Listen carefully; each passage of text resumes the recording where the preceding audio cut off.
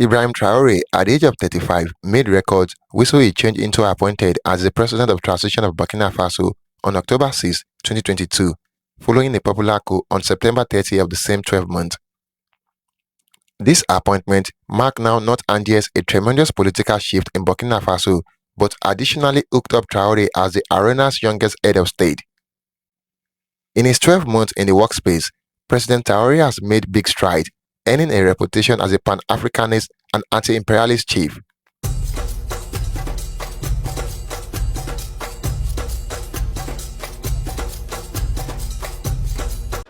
And the local people, who surely do not even understand the profound meaning of the word, also call us putschists. Very well, we appropriate it. Over the years, as far as Burkina Faso is concerned, you may have noticed all the bodies have been destructured. No more training, nothing left for the army. They imposed in all our major states, all our schools and all our strategic structures, what they called military councils. When we revolted on September 30th, 2022, the first thing was to find out who these military councils were and where they were. So we were able to identify that the evil was deep. And the first thing was to ask them to leave our army.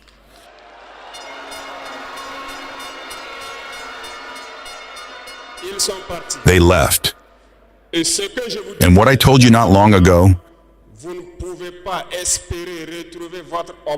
you cannot hope to find your lost object by calling on the one who stole it to come and help you find it.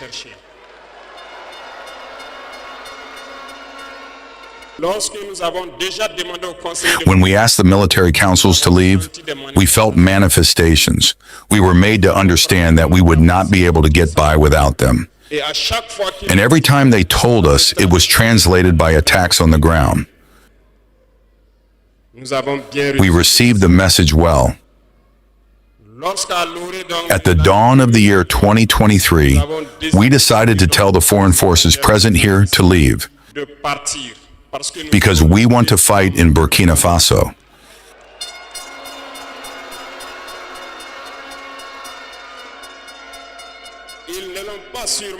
They did not surely appreciate it, but why come and die on our land for us?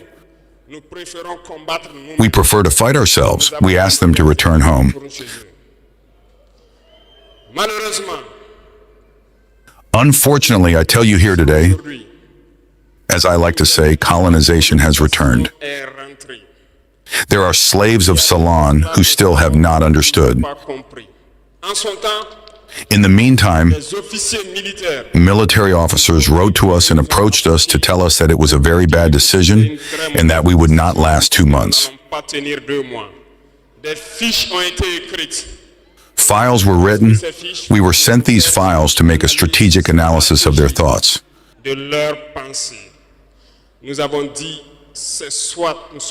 We said either we are sovereign or we remain slaves forever.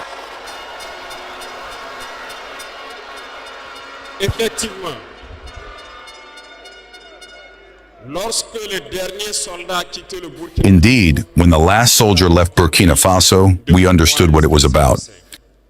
The attacks followed immediately. Dehao, Timnikov, Partiaga, and so on. But what they had forgotten was that the people of Burkina Faso had understood our message.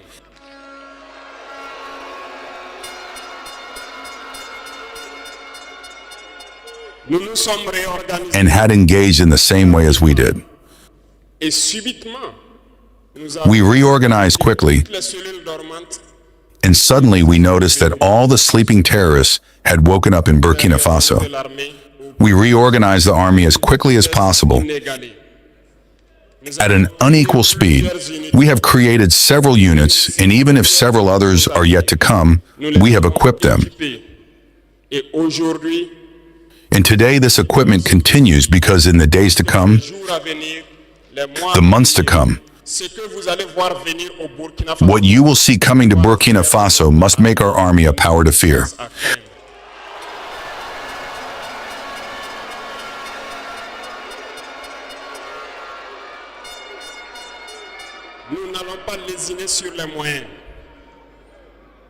We will not hesitate about the means. We understood that the fight against imperialism will be hard, very hard. But only the hard ones will pass, and the Burkinabés are hard, and we will pass.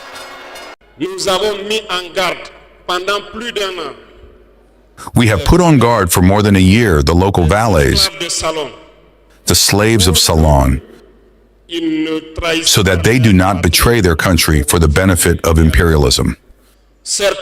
Some have understood and organized themselves. Others have not understood. Maybe they thought they were smarter, but today we have no more feelings about this theft.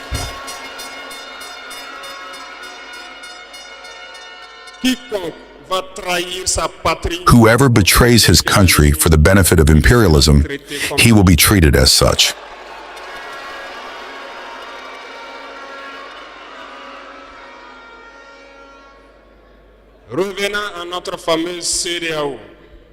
Returning to our famous ECOWAS,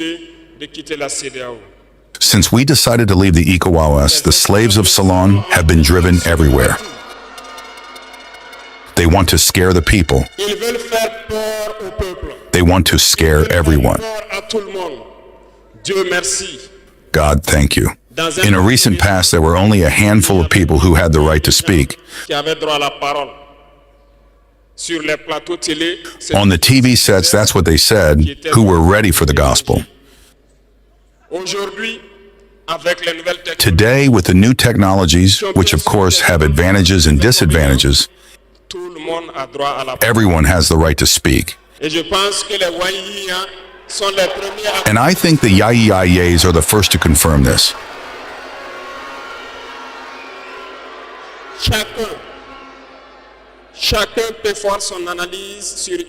Everyone can make his own analysis of a situation.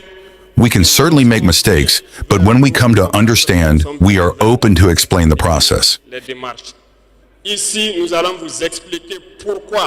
Here we will explain to you why we left the ECOWAS and where we are going.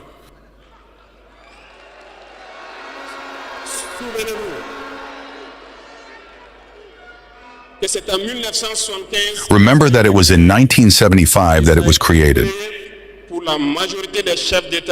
And it was created for the majority of state leaders, putschists, as they like to say. It was the military who took the power and took the responsibility to create the ECOWAS, so that there was a real economic growth of the people inside this space. Later, the so-called Democrats were invited to the heads of our states. They completely emptied the community of its foundation. When on June 26, Nigeria decided to take its destiny into its own hands, we were surprised to see the ECOWAS appear on June 16th with a force in wait. Where was this force? When thousands and thousands of Nigerians were killed by terrorists. Where was this force? When thousands of Malians and Burkinabés died under the bullets of terrorists. They said that by force they were going to house the valiant sons of Nigeria who took the destiny into their own hands. Do you believe that these are women who are in Nigeria? There are fighters there. The Nigerian army is a warrior. It has been fighting for years. It is not a parade army or a peacekeeping army. And the armies of the ECOWAS have decided to unite. We are waiting for this force in wait.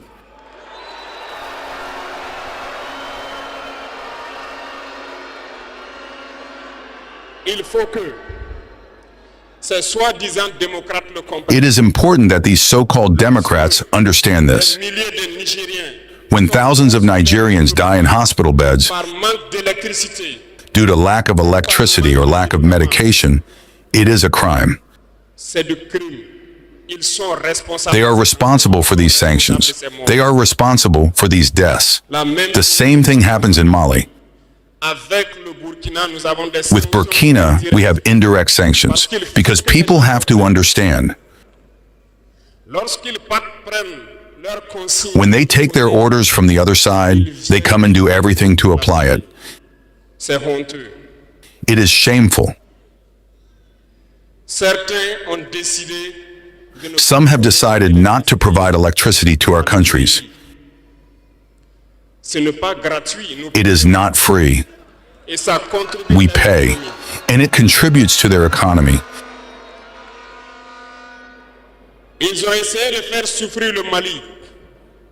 They have tried to make Mali suffer.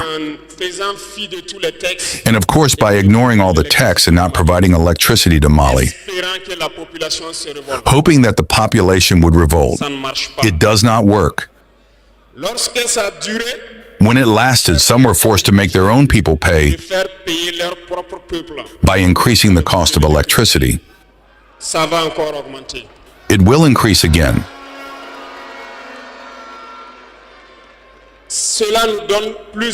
This gives us several lessons. Several lessons in the sense that the independence we take, the sovereignty we take, we must do everything for it to be. They have given us very good lessons, and we have understood very well.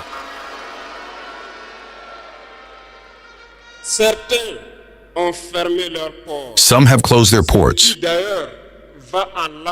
which goes against all international texts, because we cannot close our ports in a landless country. They did it. They violated the text. The international community did not say a word. No one spoke in the Saudi Arabia. But in their ports, we do not transfer our goods for free. We pay.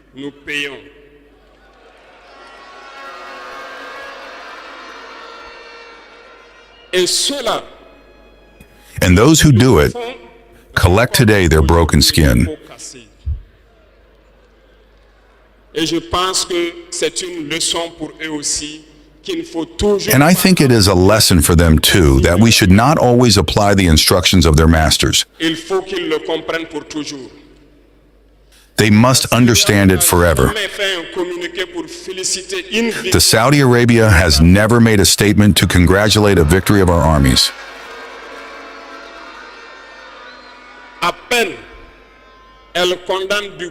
Barely, they condemn from the tip of their lips.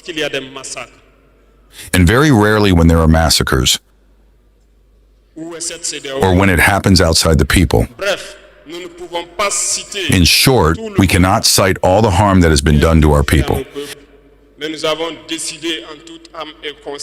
But we have decided with all our heart and conscience to withdraw and to focus on our common organization.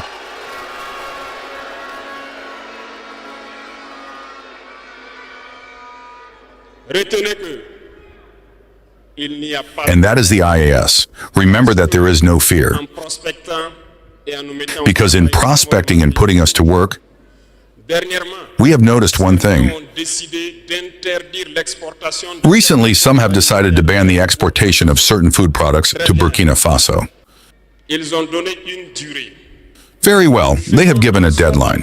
We will ensure that at the end of this deadline, we will prohibit the entry of these products on our territory.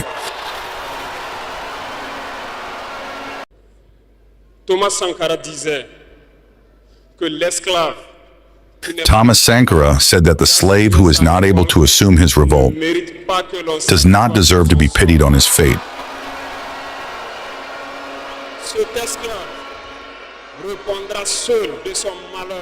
This slave will only answer for his misfortune if he is deluded by the suspicious condescension of a master who claims to surpass him. Only the struggle liberates.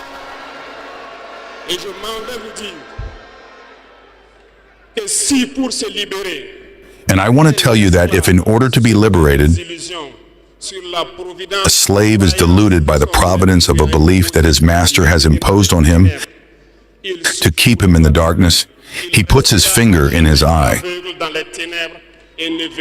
He will remain blind forever in the darkness and will never see the day.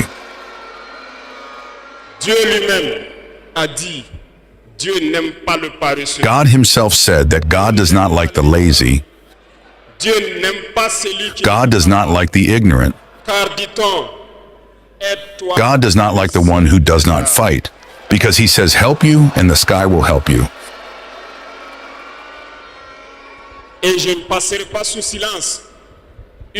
And I will not pass in silence a part of the slogan of the pioneers who live among us today.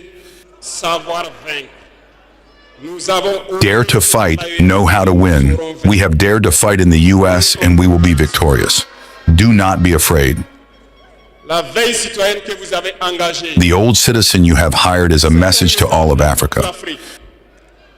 Burkina Faso is supportive and supports all the people of Africa who suffer martyrdom. But we also want to say that it is time for Africans to stop pitying their fate, to mourn, to lament. We have to fight. It will not come from heaven alone. We have to fight first, and God will help you. And Burkina Faso is ready to help all the people who suffer martyrdom.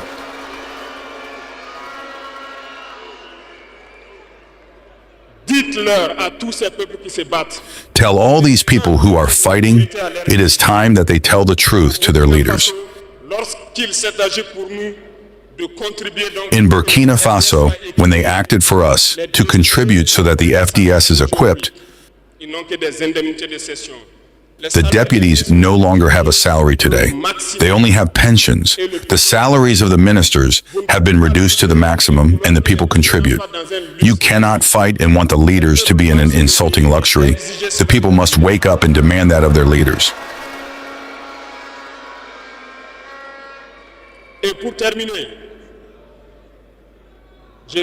And to finish, I therefore call on all the people of the U.S., through you,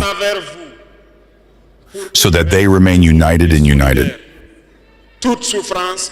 All suffering has an end. The struggle that we have engaged in is hard.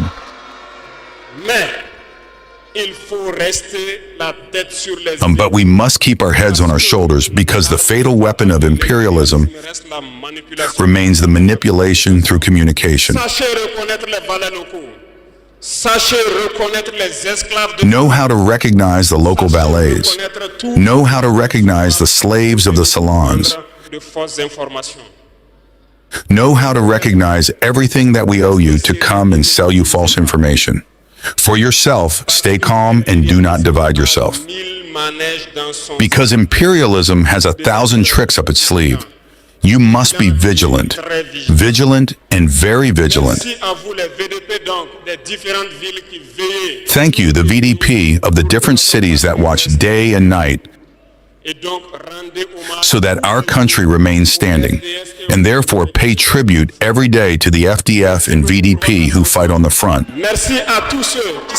Thank you very much for your attention. Thank you to all those who have moved here so that we can entertain you. Thank you to those who are outside, who have not been able to access the homeland where death awaits you. Upon taking office, President Traoré wasted no time in outlining his vision for Burkina Faso. He envisioned a state that might prioritize the welfare of its citizens, foster nearby cooperation, and resist outside having an effect on them. His dedication to anti-imperialism and Pan-Africanism has become obstructive as he sought to strengthen Burkina Faso's sovereignty and promote unity among African international locations. One of President Traoré's early achievements turned into his dedication to restoring democracy in Burkina Faso.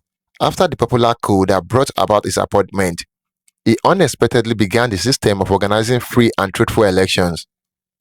Under his leadership, the country successfully performed presidential and parliamentary elections in November 2022, marking a full-size step closer to political stability. President Traoré recognized the importance of monetary development in improving the lives of Burkina Faso citizens. He carried out regulation geared towards selling investment, tax advance, and poverty reduction. His authority launched projects to help agriculture, extend get right of entry to education, and increase the country's infrastructure. Ibrahim Traore emphasized the importance of collaboration amongst African international locations to deal with common demand situations and harness shared possibilities.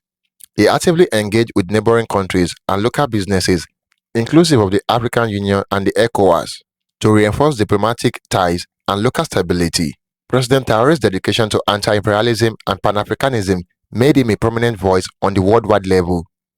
He recommended that African nations chart their directions on fasting from outside interference and forge stronger bonds with each other. His stance on these issues resonated with many Africans who noticed him as a symbol of African self-determination. Traoré's government initiated a chain of social reforms geared towards improving the well-being of Burkina Faso citizens. These reforms protected elevated entries to healthcare offerings, inexpensive housings, and social protection nets. His management additionally prioritized gender equalities and girls' empowerment, recognizing the essential functions women play in the nation's development. While President Traoré's first year in the workspace has been marked by superb achievements, he faces enormous demanding situations beforehand. Burkina Faso continues to grapple with security threats, inclusive of terrorism and internal conflict. Additionally, the country sought to address problems associated with governance, corruption, and social inequality. However, Traoré's management has instilled wishes within the heart of many Burkinabé and Africans alike.